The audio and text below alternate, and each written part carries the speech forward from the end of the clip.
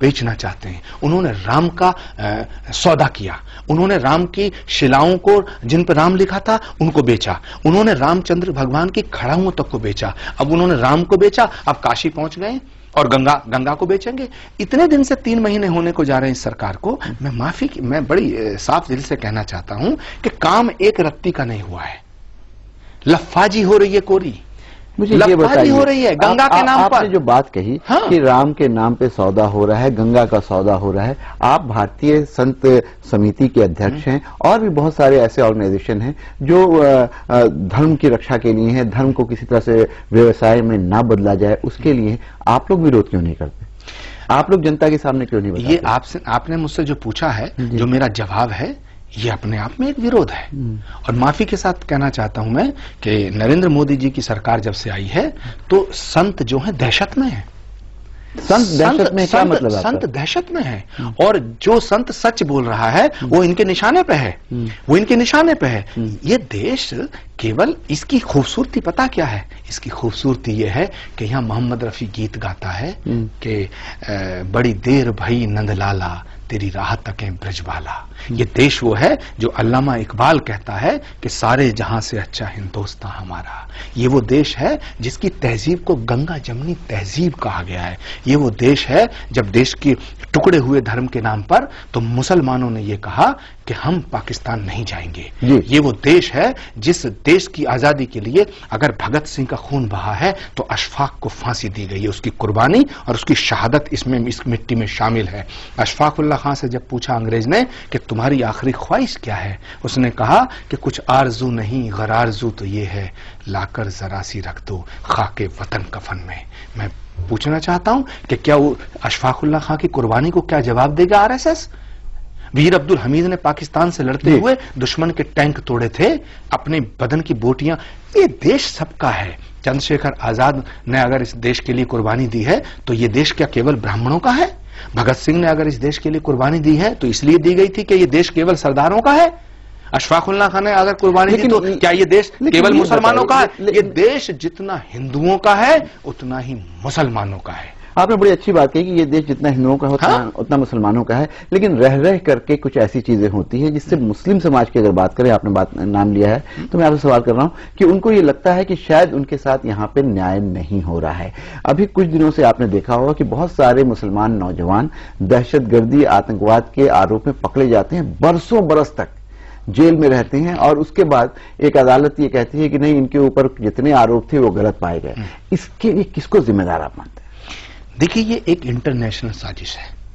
America किसी कीमत पे नहीं चाहेगा कि भारत और पाकिस्तान के रिश्ते मजबूत हों, पहली बात। दूसरी बात है, हमारे कुछ लोग भोले हैं, उनकी शराफत का नाजायज फायदा उठाया जाता है। मिसाल के तौर पे इतिहास गवाह है, गांधी की हत्या किसी मुसलमान ने नहीं की, इंदिरा गांधी की छाती को छलनी किसी मुसलमान ने नहीं किया, राजीव गांधी के टुकड़े किसी मुसलमान ने नहीं किए, बेअंत सिंह की हत्या किसी मुसलमान ने नहीं की, ललित माकन को किसी मुसलमान ने नहीं मारा। ये क्या है? ये क्या है? जहां तक सवाल है कि मुसलमान आतंकवादी हो रहे हैं, तो मुसलमानों के अंदर अगर जो इनोसेंसी है और उसका फायदा उठा करके वो एक इंटरनेशनल साजिश का शिकार हो रहे हैं। लेकिन मैं इस बात को मानने को तैयार नहीं हूं कि केवल मुसलमान आतंकवादी है। ये जितने नाम मैंने गिनाए हैं, तो ये क्या आतंकवाद नहीं था? तो क्या ये कह दिया जाए कि सारे सरदार आतंकवादी हो गए? क्या ये कह दिया जाए कि सारे नाथुराम गॉडसे ने अगर गांधी की हत्या की तो सारे उस कम्युनिटी को पूरा जिम्मेदार ठहराया जाए? आतंकवाद और अपराध कोई कम्युनिटी नहीं करती है, ये व्यक्ति इंडिविजुअल करता है, ये व्यक्ति करता है। लेकिन जो व्यक्ति करता है वो अगर मुसलमान है तो उसको सजा दी जाए, उसे आतंकवादी माना जाए। लेकिन अगर एक आदमी ने कोई गलत काम कर दिया है, गुनाह कर दिया है, तो सारे मुसलमानों को हम आतंकवादी मान लें? मैं ये दावे के साथ कहता हूं, जिम्मेदारी से कहता हूं कि इस्लाम आतंकवाद का नाम होता तो सारी दुनिया में इस्लाम नहीं फैलता, यजीदियत फैलती। इस्लाम मोहब्बत का, इबादत का, कुर्बत का, खिदमत का और इबादत का नाम है। ऐसे ही हिंदू धर्म दया का, शील का, क्षमा का, करुणा का, त्याग का नाम है, तपस्या का नाम है। आपने इतनी बढ़िया बात कही है, लेकिन ये बताइए, दोनों धर्मों की अपनी अपनी विशेषताएं हैं, अपनी अपनी खूबियां हैं, उसके बावजूद ऐसी क्या हालात बनते हैं कि दोनों में टकराव देखने को मिलता है, खासकर हिंदुस्तान में? सियासत और फेनेटिज्म, फैनेटिज्म जहां इस्लाम में आता है वहां वो गलत हो जाता है, और कट्टरता जहां हिंदुत्व में आती है वो हिंदुत्व गलत हो जाता है। इस देश के हिंदू जिम्मेदार कौन? देखिए, मैं लखनऊ में गया, मैं मौलाना फिरंगी महली हैं, खालिद रशीद फिरंगी महली, मैं गंगा के नाम पर मौलाना कलवे जब्बात में जब गंगा के आंदोलन में था तो हमने उनसे कहा कि गंगा केवल हिंदुओं की नहीं है, ये मुसलमानों की भी उतनी है, आप मेरा साथ दीजिएगा। तो सब लोगों ने मेरा साथ दिया, और मुझे वहां जाके एक बात पता चली, मुझे फिरंगी महली साहब ने ये बताया। मैंने कहा ये फिरंगी महली ये क्या नाम है यहाँ?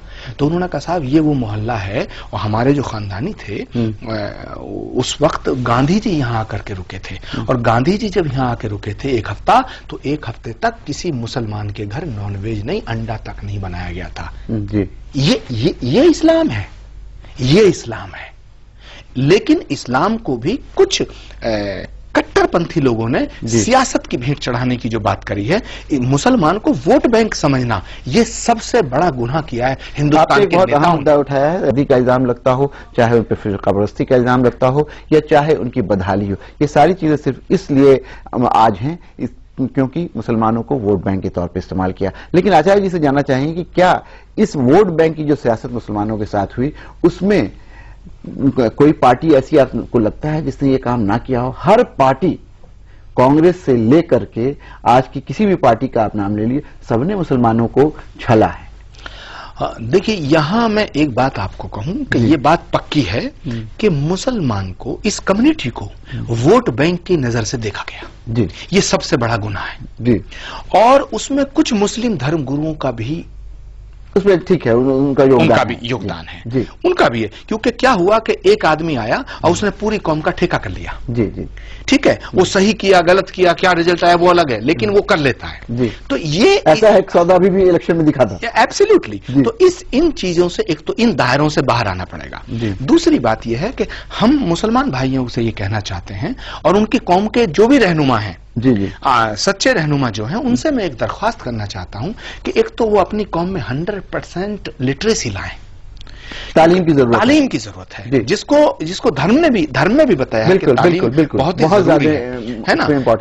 अगर कोई आदमी तालीम शुदा है और उसको नॉलेज है, तो वो अपना फैसला सही लेगा है ना, वो पीछे नहीं चलेगा।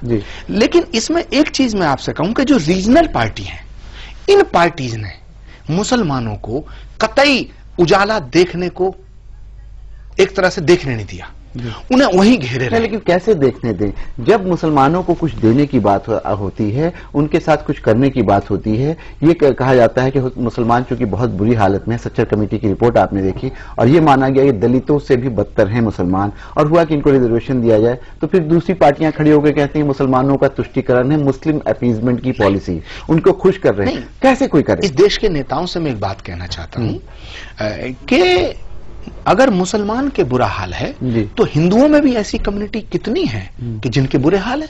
आप इनको मुसलमान की तरक्की करी जाए, या हिंदू की तरक्की की जाए, दलित की तरक्की की जाए, या ब्राह्मण की तरक्की की जाए, ऐसा क्यों सोचते हैं? जो भी बुरे हाल है इकोनॉमिक बेसिस, उन सब की तरक्की क्यों ना की जाए?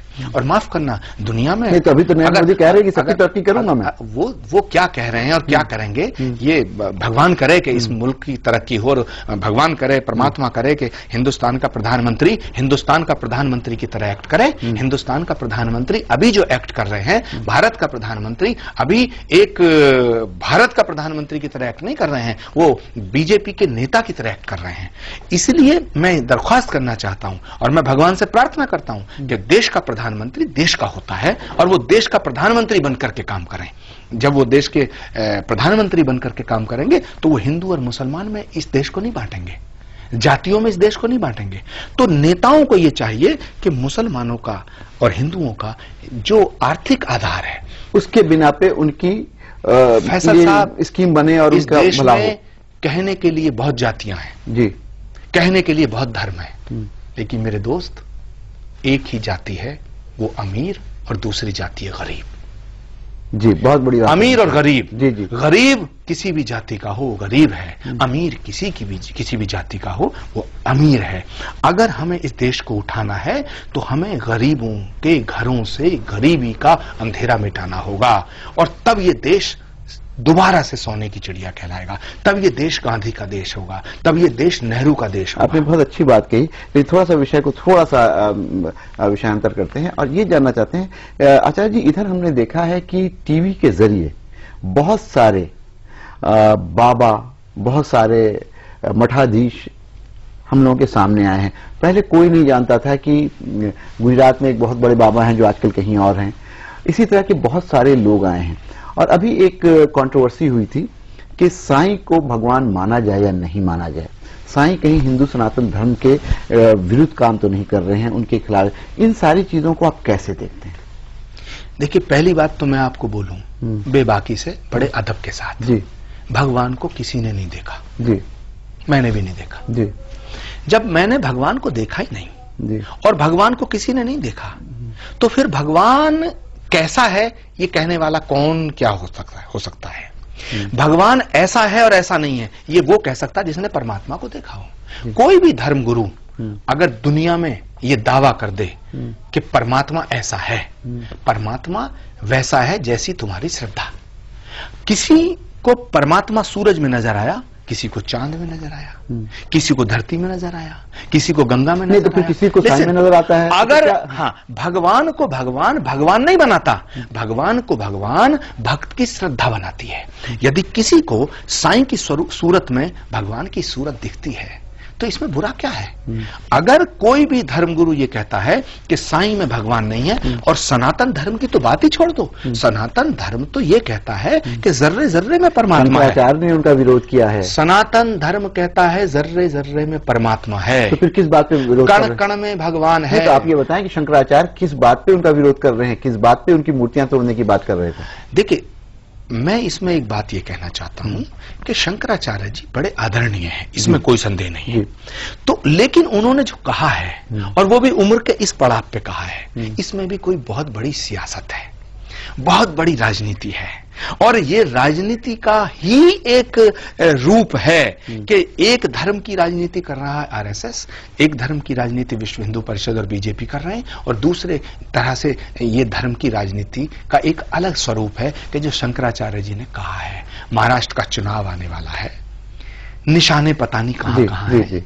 और माफ करना मेरी बात को कि कोई भी व्यक्ति, चाहे वो कितना भी बड़ा धर्मगुरु है, धर्म और राजनीति ये भी एक बहुत बड़ा धर्म है। लेकिन आपके ऊपर भी आरोप लगता है कि आप भी कहीं ना कहीं राजनीति करते हैं, किसी राजनीतिक दल के साथ आप जुड़े हैं। मैं ये कहना चाहता हूं कि इस देश के अंदर जी हर संत को राजनीति करना चाहिए।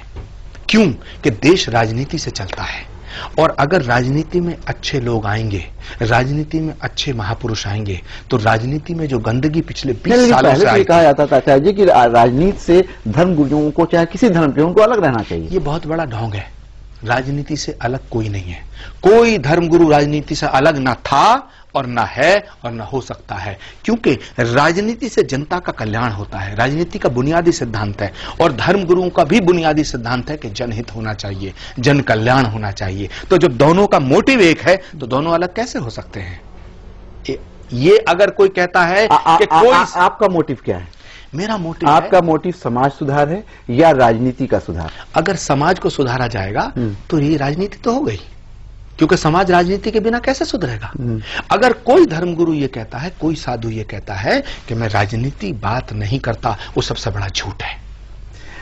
नाज़रीन, आपने बातचीत सुनी आचार्य प्रमोद कृष्णम साहब से। उन्होंने बहुत सारी चीजों पे बातचीत की और बहुत खुल करके ये कहा कि अगर कोई साधु समाज से कोई आदमी ये कहता है, कोई धर्मगुरु ये कहता है कि वो राजनीति नहीं करता है या राजनीति से दूर रहना चाहता है, तो वो झूठ बोलता है, वो गलत बोलता है। राजनीति का और धर्म का समागम हो सकता है और साथ चल सकती है, और अगर धर्म के लोग इसमें आएंगे तो शायद राजनीति भी सुधरेगी। उन्होंने एक और बहुत अच्छी बात कही है कि हिंदुस्तान की खूबसूरती इस बात में है कि हिंदुस्तान में हिंदू, मुस्लिम और सारे धर्म मिलजुल करके रहें। अगर आचार्य प्रमोद कृष्णम जी की बात लोग सुन रहे हैं और इस पे थोड़ा भी अमल करें तो शायद हिंदुस्तान में जिस तरह की फिरका परस्ती है, जिस तरह की कम्युनलिज्म है और जिस तरह का तनाव आज दिख रहा है, वो शायद कम होगा। आज तकरार में बस इतना। अगले हफ्ते फिर किसी नई शख्सियत के साथ मुलाकात होगी। मुझे इजाजत दीजिए। आदाब।